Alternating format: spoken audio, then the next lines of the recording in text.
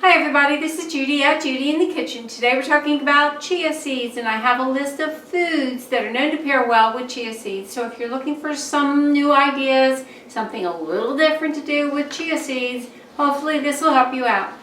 In the proteins category, and that includes legumes, nuts, and seeds, we have beans in general, but especially black beans, flax seeds, meats in general, fish and seafood in general, and poultry, and you could use the chia seeds in a breading or a crust for the poultry.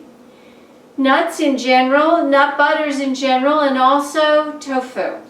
In the vegetables category that goes well with chia seeds, there's kale, maca, squash, as in winter squash like spaghetti squash.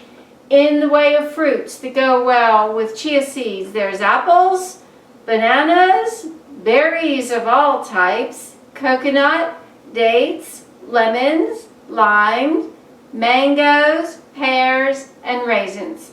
In the grains and grain products category, there's baked goods of all types, cereals, especially breakfast cereals, oats, oatmeal, and oat bran.